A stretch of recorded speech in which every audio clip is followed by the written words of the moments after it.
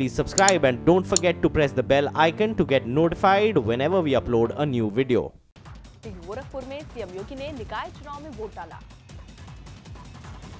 उत्तर प्रदेश के सीएम योगी ने गोरखपुर मंदिर में विधिवत ढंग से पूजा की। उत्तर प्रदेश में निकाय चुनाव के लिए वाराणसी में आज सीएम योगी प्रचार करेंगे। हार्दिक पटेल ने बीजेपी पर तंज कसा कि हमने 25 साल तक मूर्खता की, लेकिन अब नहीं करेंगे। गुजरात विधानसभा चुनाव में एनसीपी और कांग्रेस साथ मिलकर चुनाव लड़ सकते हैं। गुजरात चुनाव में टिकट विवाद पर बीजेपी के पूर्व सांसद काजी पटेल ने पार्टी से इस्तीफा दिया। खबर है कि पद्मावती की रिलीज की तारीख सेंसर बोर्ड से सर्टिफिकेट की बात तय होगी। पद्मावती में अलाउद्दीन की भूमिका निभा रहे रणबीर ने भंसाली के साथ खड़े रहने की बात कही। हरियाणा के मंत्री अनिल विज ने राज्य में पद्मावती पर रोक की मांग की। पद्मावती पर मचे घमासान के बीच करणी सेना के प्रमुख लोकेंद्र सिंह कालवी दिल्ली में आज प्रेस कॉन्फ्रेंस करेंगे। पद्मावती पर उत्तर प्रदेश के सीएम योगी ने तंज कसा कि जितना सिर मांगने वाले दोषी उतने ही भंसाली हुई। राजपूतों पर गीतकार जावेद अख्तर की टिप्पणी के खिलाफ जयपुर में शिकायत दर्ज। जेडीयू के चुनाव चिन्ह तीर पर दिल्ली हाईकोर्ट आज सुनवाई कर सकता है। आरजेडी की राष्ट्रीय कार्यकारिणी की बैठक में लालू को 10वीं बार राष्ट्रीय अध्यक्ष चुना गया। आरजेडी के अधिवेशन में पार्टी ने तेजस्वी को अपना सीएम कैंडिडेट घोषित कर दिया। तेजस्वी ने बिहार की जनता को धोखे देने के लिए नीतीश को चीफ मिनिस्टर बताया। जिम्बाब्वे के राष्ट्रपति रॉबर्ट मुगाबे ने अपने पद से इस्तीफा दिया। क्रोकोडाइल के नाम से मशहूर एमर्सन के जिम्बाब्वे का राष्ट्रपति बनना तय माना जा रहा है। राष्ट्रपति पद से रॉबर्ट मुगाबे के इस्तीफे के बाद जिम्बाब्वे में लोगों ने जश्न मनाया। 24 तारीख से शुरू होने वाले दूसरे टेस्ट के लिए भारत श्रीलंका की टीम नागपुर पहुंची। आईसीसी की टेस्ट रैंकिंग में कोहली को 5वां स्थान, जबकि जडेजा तीसरे नंबर पर पहुंचे। आईसीसी टेस्ट रैंकिंग में ऑस्ट्रेलिया के कप्तान स्टीव स्मिथ बल्लेबाजी में पहले नंबर पर है। आईसीसी की नई टेस्ट रैंकिंग में इंग्लैंड के तेज गेंदबाज जेम्स एंडरसन पहले पायदान पर बरकरार। गोवा में 48वें इंटरनेशनल फिल्म फेस्टिवल में जाह्नवी पारंपरिक लिबास में नजर आई। इसी बीच बड़ी खबर, यूपी के मुख्यमंत्री योगी आदित्यनाथ ने गोरखपुर में निकाय चुनाव के लिए अपना मतदान किया। आज पहले चरण के चुनाव में सूबे के 24 जिले में मतदान हो रहे हैं। 3 चरणों में होने वाले मतदान का दूसरा चरण 26 नवंबर को है, जबकि तीसरे चरण का मतदान 29 नवंबर को होगा। जबकि परिणाम आपको बता दें 1 दिसंबर को आएंगे। इस दौरान नगर पालिका और परिषदों के लिए भी चुनाव होगा। उत्कर्ष हमारे सहयोगी जुड़ चुके हैं। उत्कर्ष, कितने बजे तकरीबन पहुंचे योगी आदित्यनाथ अपना मतदान करने? करीब 7:30 बजे योगी आदित्यनाथ मतदान के लिए अपने घर से निकल गए थे। गोरखनाथ मंदिर में वो रुके हुए थे और वहां से वो निकल गए थे। 7:30 बजे ही मतदान का समय शुरू होना है। यानी कि कहीं ना कहीं मुख्यमंत्री योगी आदित्यनाथ एक संदेश देना चाह रहे हैं इस प्रदेश के लोगों को कि ज्यादा से ज्यादा लोग बाहर निकले और मतदान करें, और इसलिए वो सबसे पहले शुरुआती मतदान करने वालों में शामिल रहे। जो समय जिस वक्त ठीक वोटिंग शुरू होनी है, ठीक उसी वक्त मुख्यमंत्री योगी आदित्यनाथ अपने गोरखनाथ मंदिर से निकलकर वोटिंग के लिए लाइन में लगे थे और उन्होंने अपना वोट कास्ट किया है, उन्होंने अपना वोट दिया है। इसके बाद उनको पार्टी के लिए प्रचार करना है। इलाहाबाद वो जाएंगे, जहां दूसरे और तीसरे चरणों में जिन जिन इलाकों में जहां जहां वोटिंग होनी है, उन जगहों पर स्थानीय निकाय के लिए वो पार्टी के लिए प्रचार करने के कार्यक्रम पर निकलेंगे। शुक्रिया उत्कर्ष।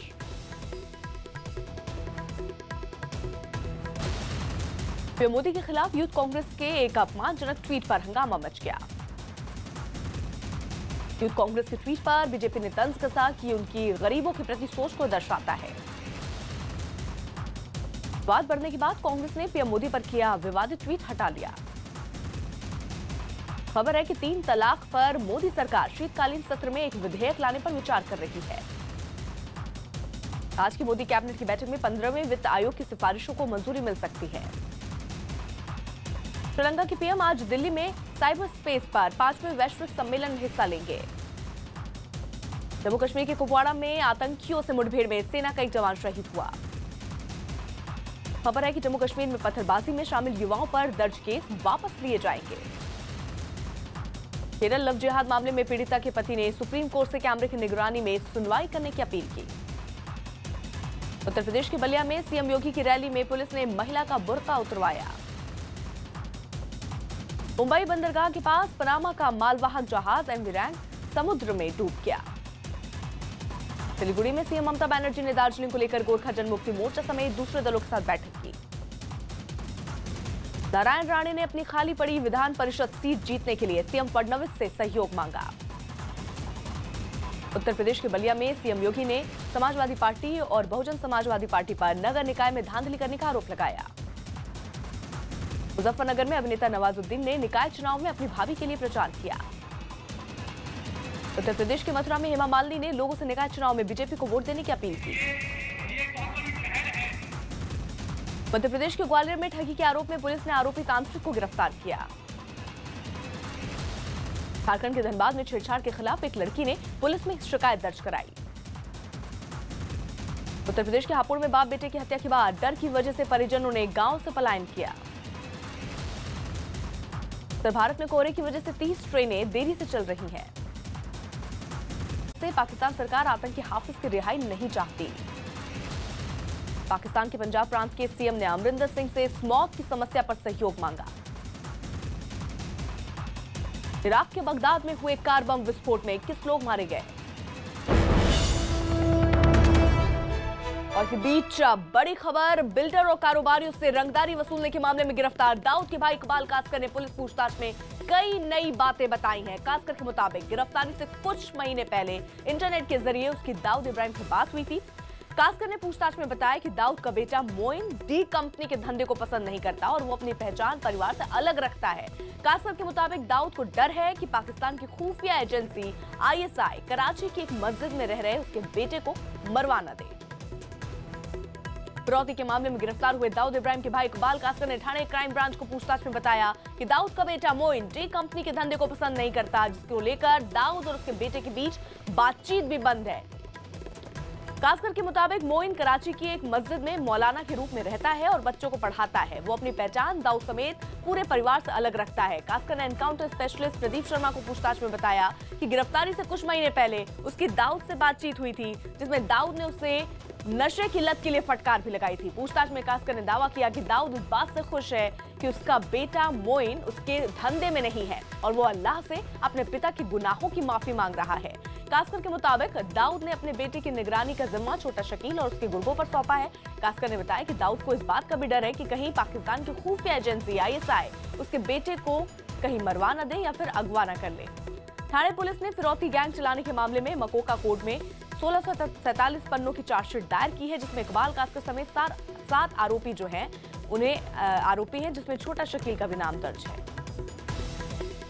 आशीष हमारे साथ हमारे सहयोगी जुड़ चुके हैं। आशीष, कई बड़े खुलासे कासकर करता हुआ नजर आ रहा है, पूछताछ अभी भी जारी रहेगी और अहम खुलासों की उम्मीद रखी जाए आगे? पूछताछ जो है वो अभी भी जारी है। दाऊद से जुड़े कई अहम खुलासे हो सकते हैं। मोइन के बारे में जो सबसे अहम खुलासा है कि वो जो है वो अपने परिवार से अलग हो चुका है। इसके अलावा दाऊद के कारोबार से उसका कोई लेन देन नहीं है। साथ ही साथ वो मौलाना के रूप में जो है एक मस्जिद में काम कर रहा है। तो कहीं ना कहीं दाऊद उसको लेकर डरा हुआ है और कहीं ना कहीं उसे ये भी डर सता रहा है कि ISI कहीं उसके किसी भी कदम उठाने को लेकर उसे मरवा न दे या अगवा न करवा दे। और यही दाऊद की परेशानी की असल वजह भी बना हुआ है। शुक्रिया आशीष।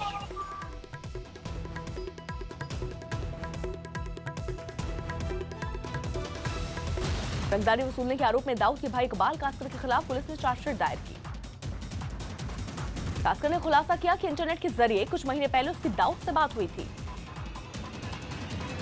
कासकर के मुताबिक दाऊद इब्राहिम का बेटा मोइन उसके धंधे को नापसंद करता है। कासकर के मुताबिक दाऊद का बेटा मोइन मौलाना के रूप में कराची की मस्जिद में पढ़ाता है। मुजफ्फरनगर में संजीव बालियान पर प्रचार के दौरान धर्म के आधार पर वोट मांगने का आरोप लगा। प्रद्युम्न हत्याकांड में जमानत मिलने के बाद आरोपी बस कंडक्टर आज रिहा होगा। प्रद्युम्न केस में रैन के मालिक पिंटो परिवार को पंजाब हरियाणा हाईकोर्ट ने सशर्त जमानत दी। सत्येंद्र जैन मानहानि केस में बीजेपी MLA मनजिंदर सिंह के खिलाफ 30,000 कोर्ट ने समन जारी किया। चेन्नई की RK नगर विधानसभा सीट पर 31 दिसंबर से पहले उपचुनाव होगा। सुप्रीम कोर्ट ने देश भर की अदालतों में सुनवाई के दौरान CCTV कैमरे लगाने के निर्देश दिए। स्पाइस जेट ने सूरत दिल्ली के बीच 1 दिसंबर से 10 फरवरी तक उड़ान सेवा रद्द की। तेलंगाना में भीख मांगने को मजबूर 2 महिलाओं में से एक के पास ग्रीन कार्ड होने का दावा। केरल के कोच्चि में नौसेना का रिमोट से चलने वाला एक ड्रोन क्रैश हो गया। दिल्ली में 7.5 करोड़ की कोकेन के साथ 3 लोगों को गिरफ्तार किया गया। केरल हाईकोर्ट ने यौन शोषण के आरोपी अभिनेता दिलीप को 4 दिन के लिए दुबई जाने की इजाजत दी। राजस्थान में 2 साल से फरार चल रहे रेप के आरोपी आईएएस बीबी मोहंती ने सरेंडर किया। जिले के द्वारिका में हुई मुठभेड़ के बाद 5 बदमाशों को गिरफ्तार किया गया। गुरुग्राम के मोन्सी जेल में सर्च अभियान के दौरान 80 मोबाइल फोन और 11 सिम कार्ड मिले। ब्राजील में अश्वेत जागरूकता दिवस के मौके पर लोगों ने नस्लवाद का विरोध किया। ईरान के राष्ट्रपति हसन रूहानी ने ईरान और सीरिया में आईएसआईएस पर जीत का दावा किया। भ्रष्टाचार के मामले में पाकिस्तान के वित्त मंत्री को कोर्ट ने फरार घोषित किया। शिखर धवन ने भुवनेश्वर कुमार से उनकी शादी पर पूछे अपने सवाल का एक वीडियो शेयर किया। फिल्म फुकरे रिटर्न्स के नए पोस्टर में रिलीज की तारीख बदलकर 8 दिसंबर की गई। हॉलीवुड की मशहूर फिल्म टाइटैनिक 1 दिसंबर को अमेरिका में 3D वर्जन में रिलीज होगी। फिल्म टाइगर जिंदा है का गाना स्वैग से स्वागत जारी कर दिया गया।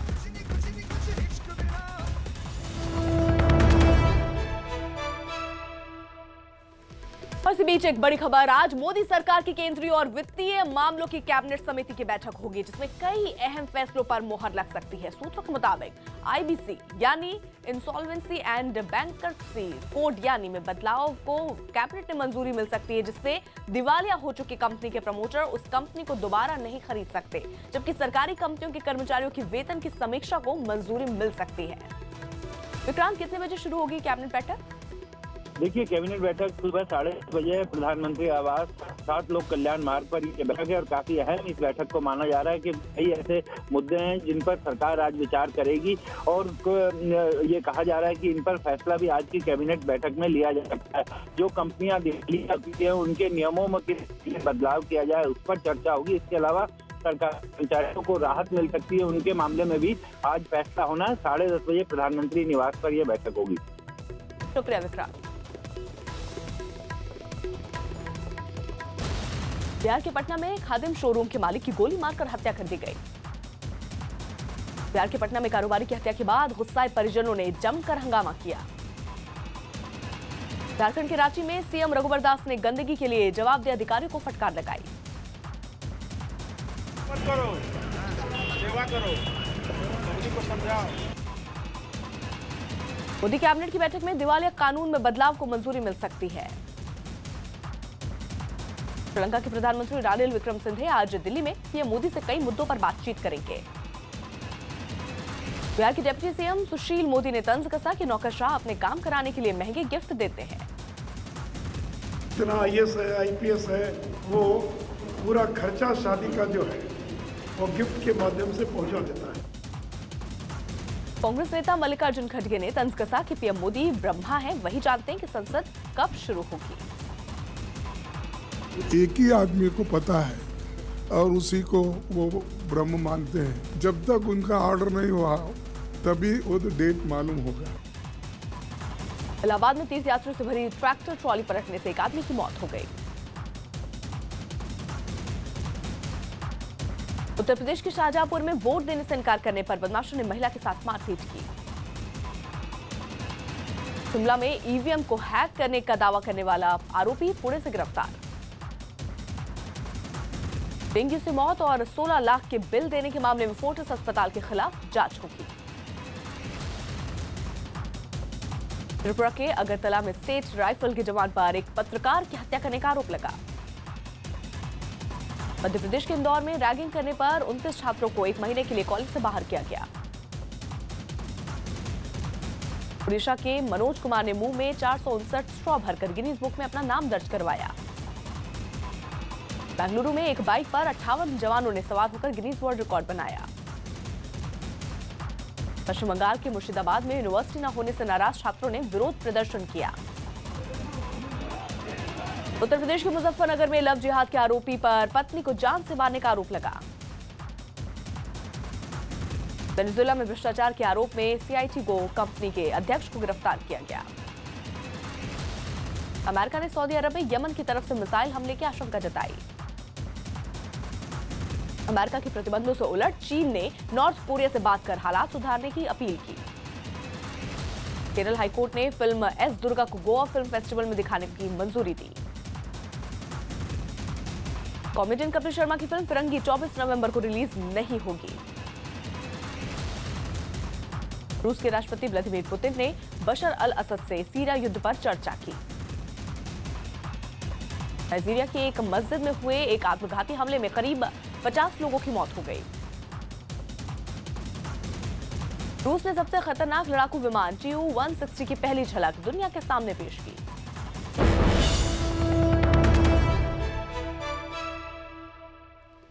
और बड़ी खबर, मुंबई के समुद्री तट से करीब 98 किलोमीटर दूर समुद्र में CSI यानी शिपिंग कॉर्पोरेशन ऑफ इंडिया का एक मालवाहक जहाज रत्ना डूब गया। बताया जा रहा है कि जहाज का इंजन बंद हो जाने की वजह से इंजन रूम में पानी भरना शुरू हो गया और जहाज समुद्र में डूब गया। हादसे के वक्त जहाज पर 16 कर्मचारी मौजूद थे, जिन्हें कोस्ट गार्ड और नेवी के जवानों ने बचा लिया। 5 साल पुराना ये जहाज ONGC चार्टर के तौर पर काम कर रहा था। तो आपको बता दें, मुंबई के समुद्री तट से करीब 98 किलोमीटर दूर समुद्र में ये SCI यानी शिपिंग कॉर्पोरेशन ऑफ इंडिया का एक मालवाहक जहाज रत्ना डूब गया।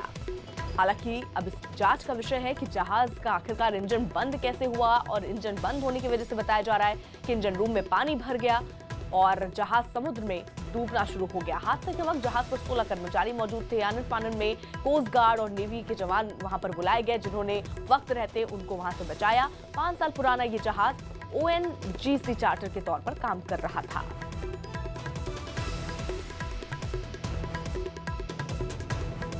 हालांकि जहाज पर 16 कर्मचारी उस समय मौजूद थे, जिन्हें नेवी और कोस्ट गार्ड के जो जवान हैं उन्होंने बचाया।